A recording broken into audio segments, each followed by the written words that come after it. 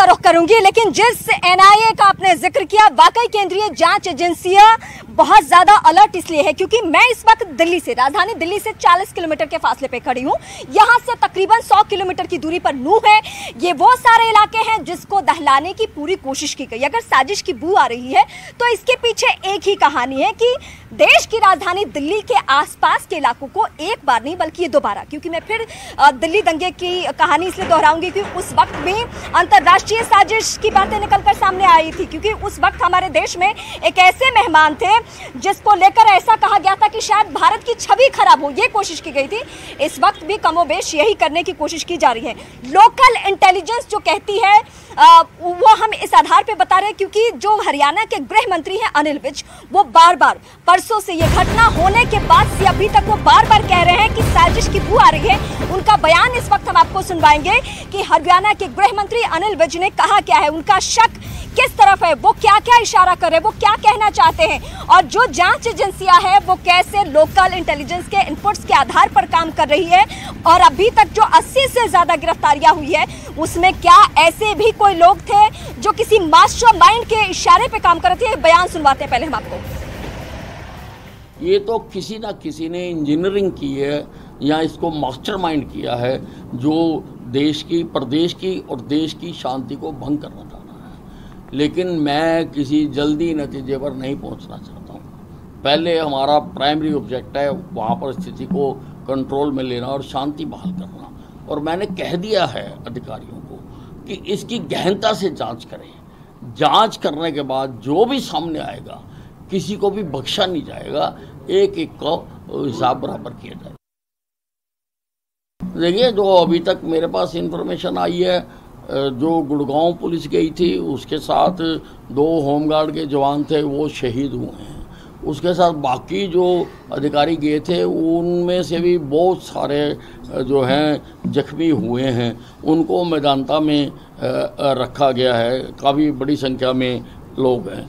ऐसे ही जो हमारा नल्लड़ मेडिकल कॉलेज है वहाँ पर भी 15 लोग बताए गए हैं जो आए थे, जिनमें से एक ब्रॉड डेड था, उसकी अभी आइडेंटिफिकेशन होनी है, और 3 पुलिस कर्मचारियों को गन शॉट थे, वो वहाँ पर वेंटिलेटर पर हैं, उनका उपचार किया जा रहा है।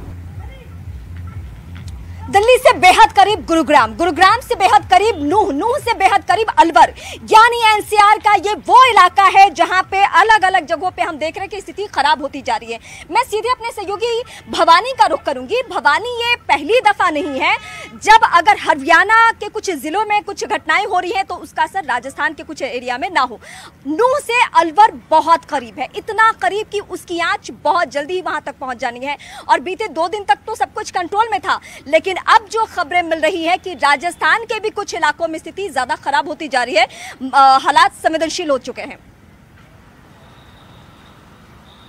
देखिए, मैं एक तस्वीर पहले बताता हूं कि मैं जिस जगह पर खड़ा हूं भिवाड़ी में, ये सामने की साइड में जो सामने ये सर्किल नजर आ रहा, वहां ये हरियाणा का, यानी कि उस साइड में हरियाणा, इस साइड में राजस्थान, और तकरीबन मेरे से 200 मीटर पीछे भी हरियाणा।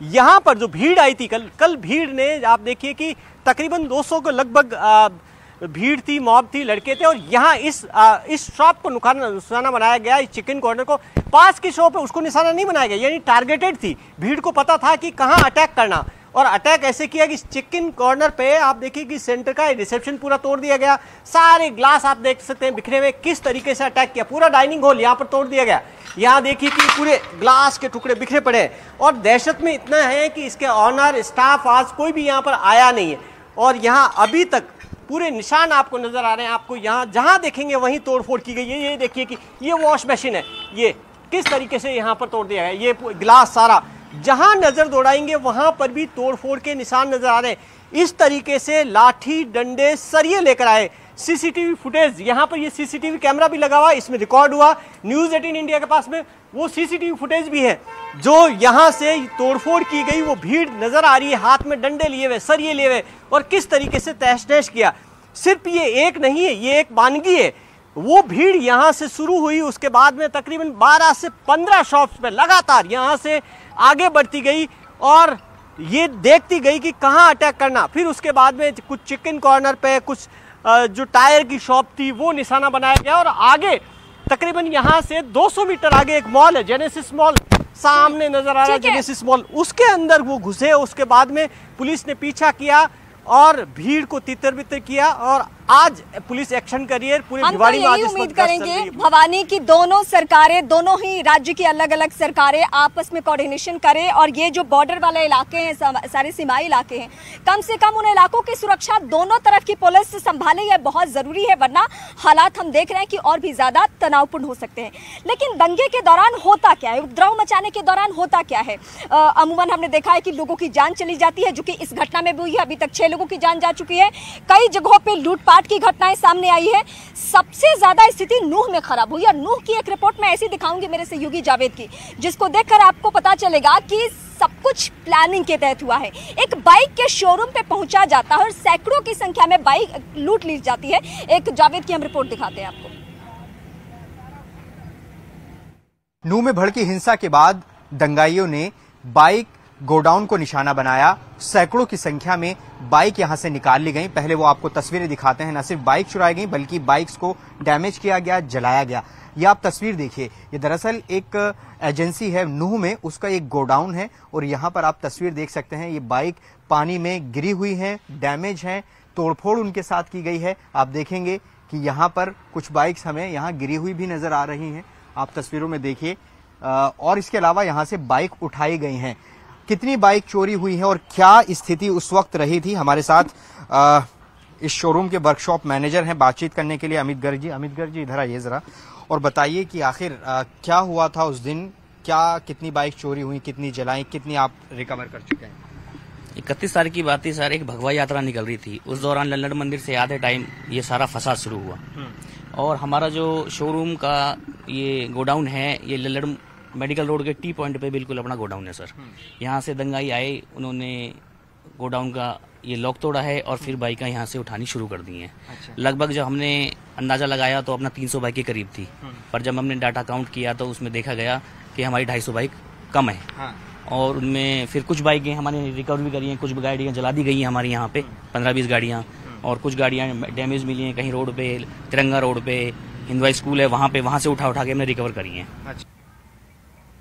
और इस वक्त मैं सीधे अपने सहयोगी मानव का रुख करूंगी। मानव, अमूमन शहरी इलाकों में रहने वाले लोग इत्मीनान की सांस इस बात से लेते हैं कि वो तो ऐसे जगह पे रहते हैं जहां पुलिस की पेट्रोलिंग हर वक्त होती रहेगी और कोई भी अनहोनी वाली घटना नहीं होगी। लेकिन जो गुरुग्राम की अलग अलग तस्वीरें हम अपने दर्शकों को दिखा रहे हैं, उससे तो ये पता चलता है कि जिसने जो चाहा, जितने वक्त तक चाहा, वो जला दिया, वो खाक कर दिया। फुल वाइड करना थोड़ा सा। रीमा देखिए, मैं अपने कैमरा पर्सन से कह रहा था कि एक फ्रेम ऐसा बनाए जिससे ये देखा जा सके कि यहाँ पर कबाड़ जला हुआ पड़ा है, दुकानें झुग्गियां जली हुई पड़ी हैं और पीछे एक ऊंची इमारत देख पाएंगे।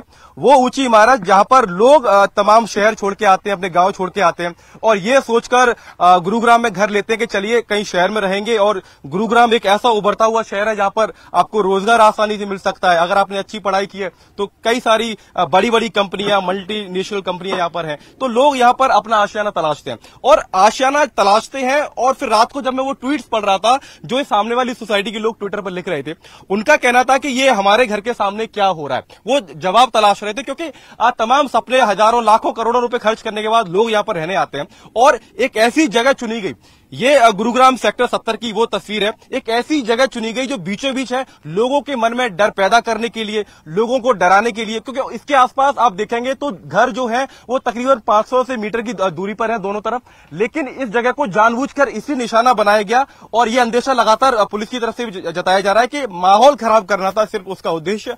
और इसके लिए बाकायदा पेट्रोल बम का इस्तेमाल किया गया। जो झुग्गियां, दुकानें थी, उनमें यहाँ पर पूरी तरीके से आग लगा दी गई। तो कहीं ना कहीं माहौल खराब करना उद्देश्य था उपद्रवियों का और उन्होंने गुरुग्राम में पूरी भरकत कोशिश की, लेकिन नाकामयाब रहे। क्योंकि लगातार सख्ती है, हर चौराहे पर गुरुग्राम पुलिस की तैनाती है। लेकिन जो सवाल पूछ रहे थे कि हर इंसान घर से कुछ उम्मीदें लेकर निकलता है, लेकिन इतने बड़े शहर में आने के बाद भी अगर वो सुरक्षित महसूस नहीं करता तो कहीं ना कहीं प्रशासन के ऊपर सवाल खड़े होते हैं। रीमा,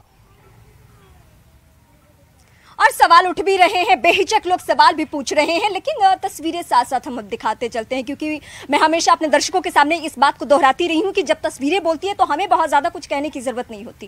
कल तक ये किसी का आशियाना हुआ करता था, आज यहाँ पे कोई नहीं है। जो जैसे जिस हालात में था वो अपना घर बार छोड़कर जा चुका है। ये सिर्फ गुरुग्राम की स्थिति नहीं है, ये अलग अलग जगहों की, अलग अलग जिलों की स्थिति है। यानी हरियाणा के ज्यादातर जिले जो हैं वहां स्थिति ज्यादा खराब हो चुकी है। इस वक्त जो हम आपको स्थिति बताएंगे वो सोनीपत की बताएंगे। सोनीपत में जिस दिन दंगा हुआ, जिस दिन हालात खराब हुए, वो दिन गुजर चुका है, लेकिन उसकी इतनी कड़वी यादें हैं कि लोग भुलाए नहीं भूल रहे हैं। जो उनका नुकसान हुआ है, जिस तरीके से हालात बने हैं, धारा 144 भले ही लागू हो, नेट बाधित हो, लेकिन जो खो चुका है, जो खत्म हो चुका है, उसकी भरपाई किस तरीके से होगी? प्रशासनिक टीमें आज ये पता लगाने की कोशिश कर रही है कौन है मास्टरमाइंड, कौन है साजिशकर्ता, लेकिन जिसका जो उजड़ चुका है, जो खत्म हो चुका है, शायद उसकी भरपाई करने में बहुत वक्त लगेगा। एक रिपोर्ट हम दिखाते हैं आपको।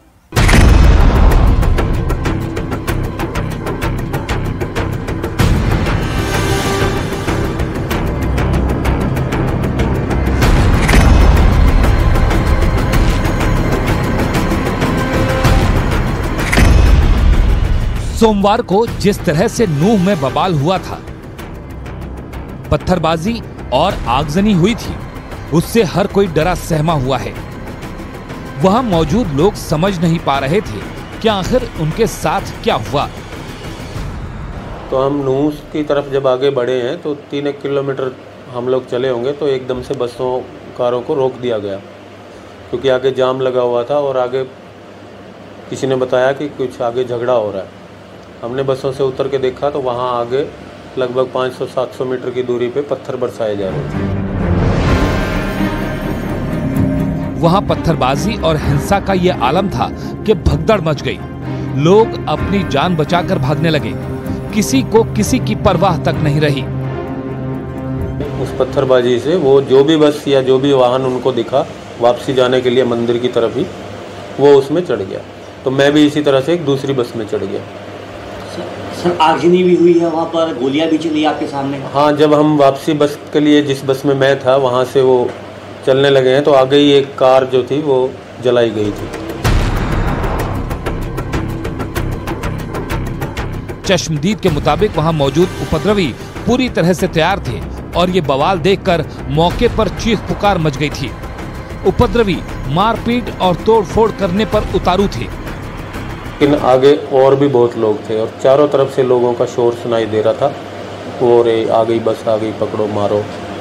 ये सर गोलियां भी चल रही थी क्या?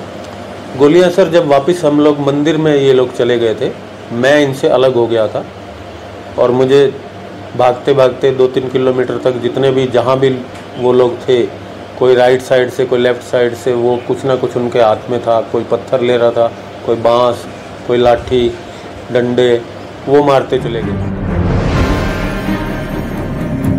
नूह के हालात को देखते हुए हरियाणा सरकार एक्शन में है।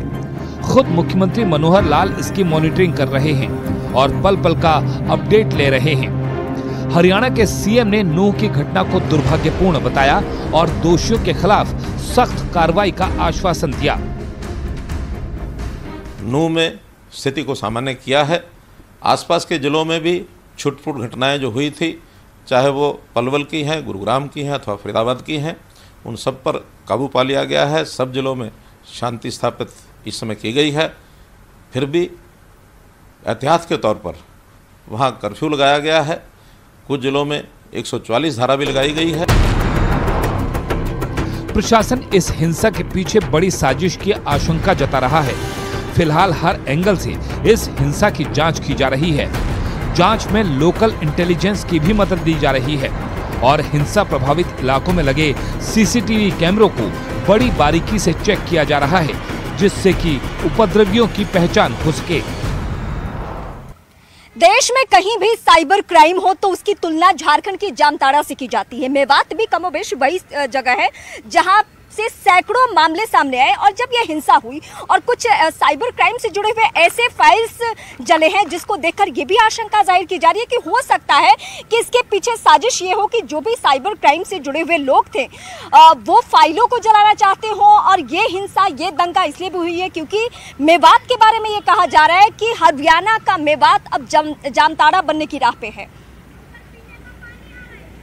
नूह में ये जली हुई गाड़ियां किसी रिहायशी इलाके की नहीं है बल्कि साइबर क्राइम पुलिस स्टेशन के बाहर की हैं। पहले मैं आपको तस्वीरें दिखाऊंगा और इस कहानी और इस कड़ी को जोड़ने की कोशिश करेंगे कि आखिर यहां पर निशाना क्यों बनाया गया। देखिए, यहां पर 4 कार मुझे नजर आ रही हैं जिनको आग के हवाले किया गया। कल नूह में हिंसा भड़क गई थी 2 समुदायों के बीच और उसके बाद जगह जगह आगजनी की घटनाएं सामने आई। अब जरा इन कारों की हालत देखिए, किस तरह से ये कार जलकर पूरी तरह से राख हो गई हैं और ये कार कहां खड़ी हैं वो भी जरा आप देख लीजिए।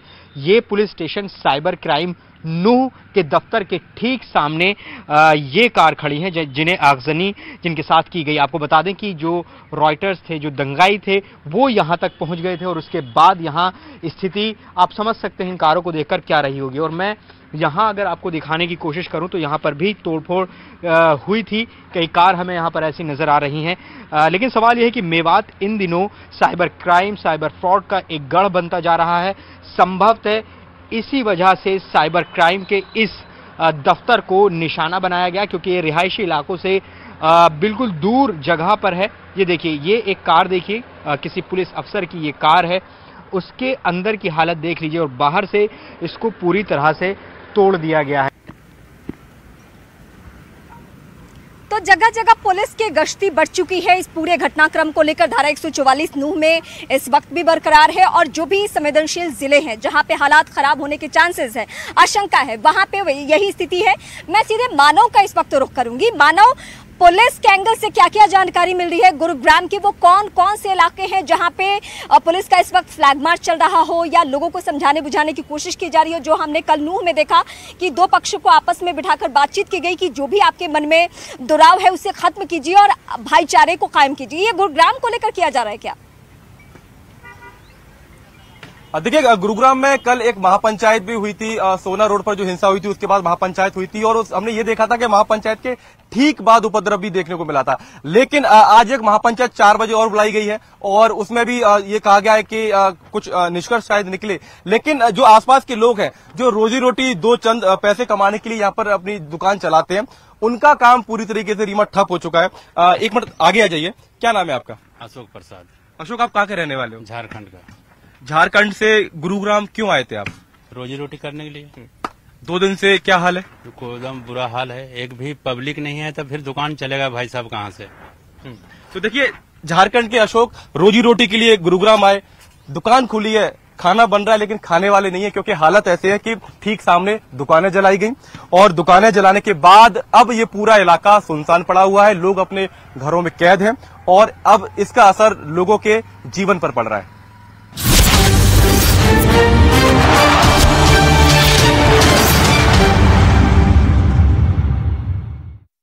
हर खबर तक पहुंचने के लिए, बेबाक सवाल पूछने के लिए, हर चुनाव की महा कवरेज के लिए सब